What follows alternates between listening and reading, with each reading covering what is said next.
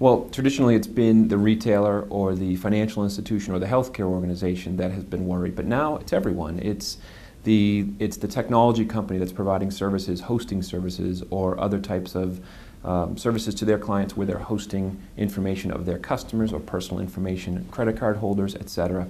So we're fielding questions from clients across every industry.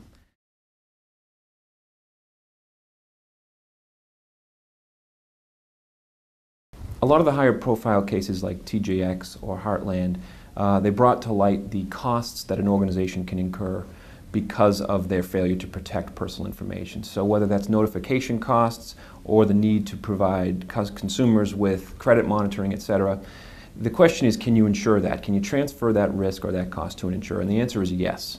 So you have a class action lawsuit where a company gets sued because thousands of consumers were impacted. So you have the liability, the defense costs, and any potential settlement. But on top of that, you have the first-party costs of an organization where they have to pay for credit monitoring, they have to pay for notification of everyone that might be impacted. And on top of that, they may have a regulatory action where the government is coming in saying, we need to look at what happened. So there might be defense costs relating to that. Some insurers are going to try to sublimit that. They're going to say, we'll pay up to $250,000 for defense from regulatory action. What we try to do is we're going to try to maximize those sublimits so that they match up with whatever limits you're purchasing, so that you're not going to be negatively impacted by those sublimits.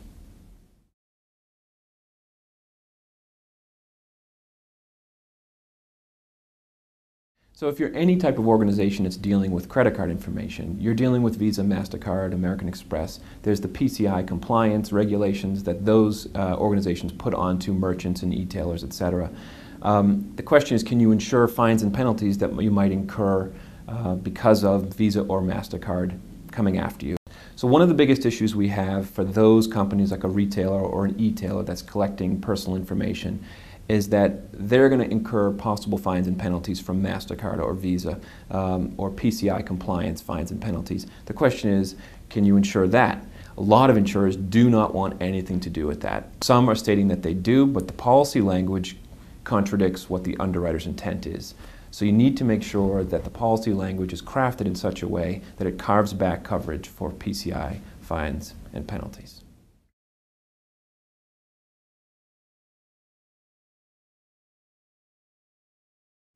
So you want to make sure that the coverage that you're negotiating applies not only to breaches of data that relates to outsiders or third parties, consumers for example, but you also want it to apply to employees.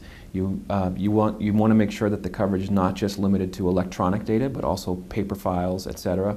You want to make sure it applies to physical loss of laptops, whether it's in the office or out on the road, because some of the more high-profile cases have related to an employee who has a laptop with personal information. Everyone is talking about the personal information of individuals, of the consumer, and that's what led to all the legislation out at the different state levels.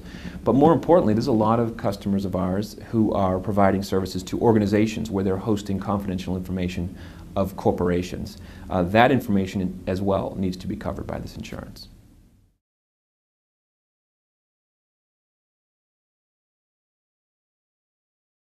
There's so many insurers offering up new coverages that it becomes a challenge for the buyer to figure out who should I be placing my coverage with.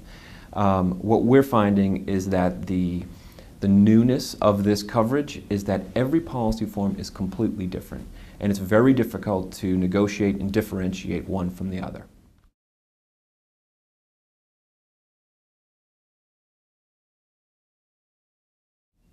Well, pricing for this type of coverage is all over the place. I mean, you have some insurers who are claiming that the risk to a retailer or to a financial institution is extraordinarily high, so the premiums are going to be very high. But what we're finding is if you send it out to 8 insurers, you're going to get 8 price points that are all over the map.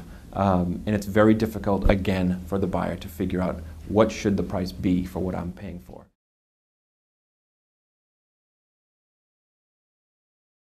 If there's one takeaway from this, it's that these are not off-the-shelf insurance policies. You need to negotiate each one depending on what industry you're in, the size of your business, what type of services you're providing, and what type of information you're dealing in.